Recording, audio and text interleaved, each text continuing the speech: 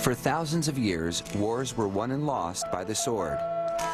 Swords helped shape history. Today, modern artisans craft historical replicas of these age-old weapons, and they go to the hilt to make sure the details are just right.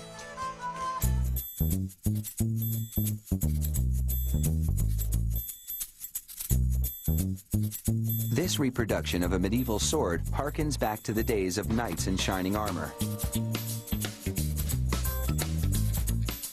The first step to making a sword is to place a piece of high-carbon steel in a fixture.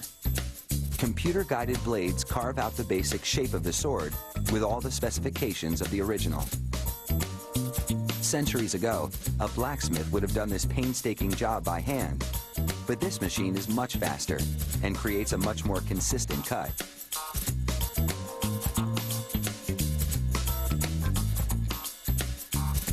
After about an hour of carving, a nicely tapered sword blank emerges.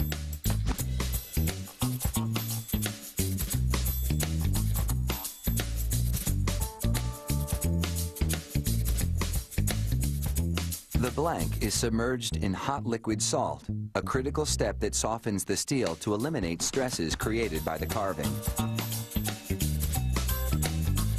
Next, the blade is plunged into cool liquid in a process called quenching. It immediately hardens the edges of the sword, but the center cools more slowly.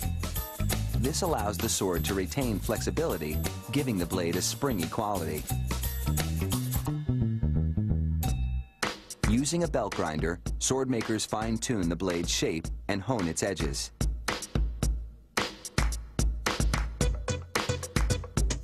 The blade is now incredibly sharp. To test its strength, they strike a metal barrel with it. Incredibly, the sword doesn't chip. Next, wax is pumped into molds to make historically accurate copies of the hilt parts, like the pommel, which is the counterweight at the end of the hilt, and the guard that separates the blade from the handle. These wax copies are used to cast the parts in metal. Then the cast metal pieces are smoothed and polished.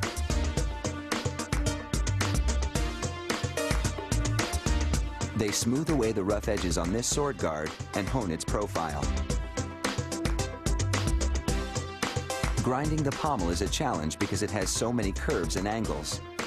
One mistake and the pommel could end up lopsided, which means it wouldn't be very effective as a counterweight.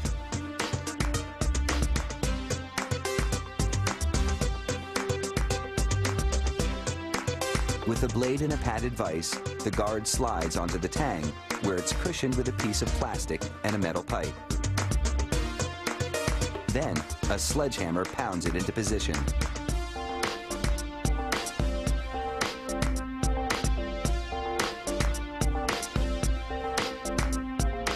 Next, the pommel is hammered into place.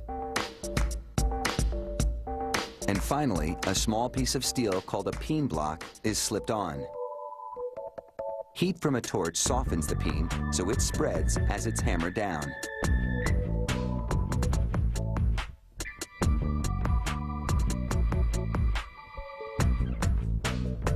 Epoxy gets a quick stir, then it's applied to two wooden grips as well as to the handle of the sword.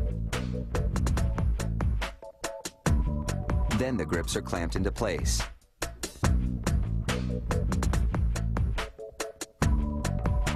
Next, black dye is brushed onto a thin piece of leather. The other side is coated with glue.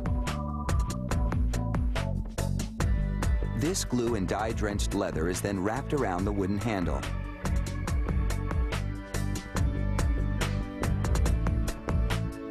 It's bound with cord to compress the leather wrap while it dries.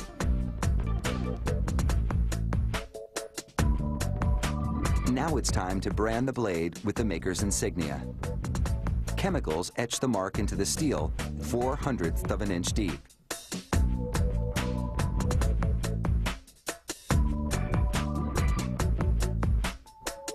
And now you have a replica that's true to the medieval original.